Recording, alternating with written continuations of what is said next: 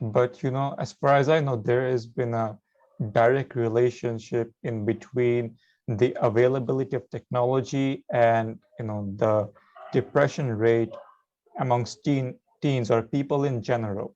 But on the other hand, as you said, that people are getting the chance to socialize, to meet new people, to make new friends on social media. But wasn't that supposed to make them happy? Like, what's going on behind the scene?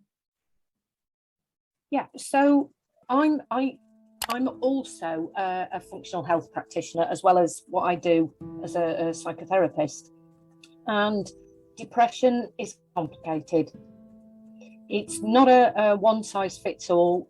People can present in a psychotherapy room with me with depression and still have that they go to work. They can have depression and still attend social events. They can have depression and have anxiety that sits alongside it. They can have depression and not get out of bed. So when I see particularly the media saying, oh, look, there's a correlation between depression for young people and the use or the proclivity of phones, and what they're trying to do is tie these two things together and say, since the invention of technology, depression has increased. But the world has changed since 2007.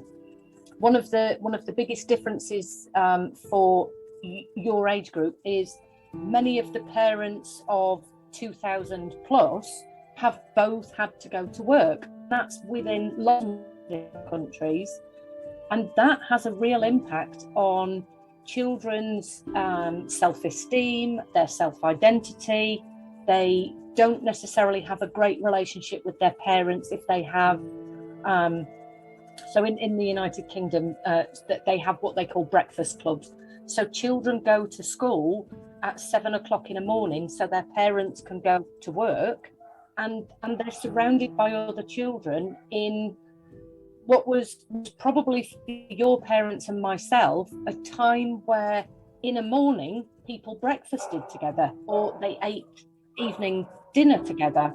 And those times have really changed for a lot of young people in terms of parents and the need to be in and around work. And also, we've had lots of austerity, we've had lots of financial issues.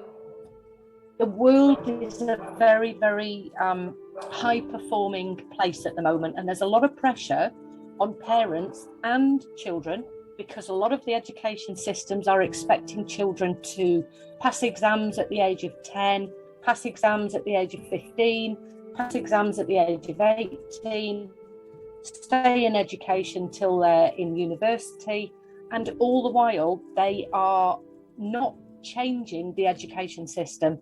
It's a very rote system that they go through, and there isn't any expansion for gifted children, creative children, children who aren't really interested in the normal curriculum. And unfortunately, because we have this system that's very, very confined in terms of education, children are being pressurized to make large decisions for the rest of their life. I mean, I sit with my clients, and it's the things I do as a therapist as well as a mum. I remember what it was like at 14, and I didn't know what I wanted to do at 14. I had so many ideas. I wanted to go into science. I wanted to go into, something to do with maybe chemistry or biology. I didn't want to go near physics. And then it turns out I went and actually did physics as a job. So, I think it's a lot of pressure for young people to suddenly find they have to perform academically.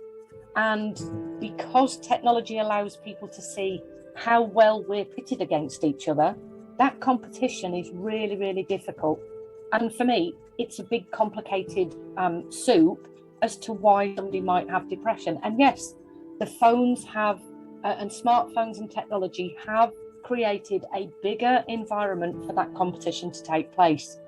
And young people are not necessarily educated by their parents and by the village and by the society to handle that level of competition And what we did do was we created lots of social media platforms, but didn't understand the impact this would have on children, because the developers were interested in making money, and they weren't interested in how will this be used by brains that are not fully developed.